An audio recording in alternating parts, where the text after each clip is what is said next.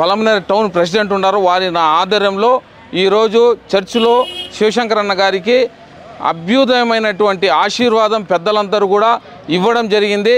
దానికి తగినట్లుగా చర్చిలో ఉండేటటువంటి పాస్టర్ సురేష్ కుమార్ గారు ప్రాముఖ్యంగా ఈ ఎన్నికల్లో కాంగ్రెస్ పార్టీ ఎమ్మెల్యేగా శివశంకరన్న గెలుస్తారనేటటువంటి మనకు నమ్మకాన్ని భరోసా కలిగించినటువంటి ఈరోజు పలమనేరు క్రిస్టియన్స్ అందరూ కూడా మేము మనస్ఫూర్తిగా వారికి నమస్కారాలు, వారికి పాదాభివందనాలు చేసుకుంటున్నాము.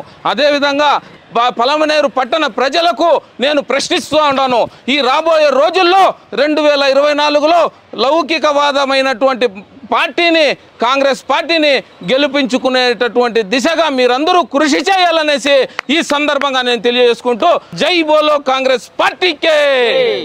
మన పలమనేరు నియోజకవర్గంలో ప్రతి ఒక్క క్రిస్టియన్ కానీ, ముస్లిం కానీ, బడుగు బలహీన వర్గాలు కానీ, పేదలు కానీ ప్రతి ఒక్కరికి ఆశాజ్యోతి కాంగ్రెస్ పక్షం.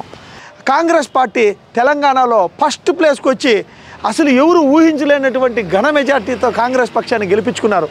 ఈరోజు పలమనేరు నియోజకవర్గంలో ఒక్క ఓటు మిస్ అవుతుందన్నా దయచేసి మీరు ఒక్క ఓటు కూడా వచ్చేసి మిస్ అయ్యమాకండి. ఉన్న ఎన్ని ఓట్లుందో అన్ని ఓట్లు ఆలోచన చేయాల్సిన పరిస్థితి ఉంది.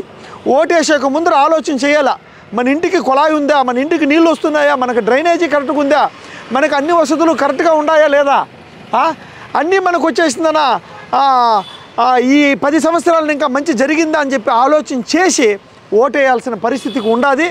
తప్పకుండా మీ అందరి కష్టాలు ఏ విధంగా అయితే అనుభవించినారో ఆ కష్టాలన్నీ అనుభవించి ఒక రైతు బిడ్డగా ఉండి ఇదే స్కూళ్ళల్లో ఇక్కడే చదివి గొప్ప స్థానాలకు ఆ భగవంతుడు ఆ యేసయ్య ఆశీర్వాదంతో గొప్ప స్థానాలకు వెళ్ళిండొచ్చు.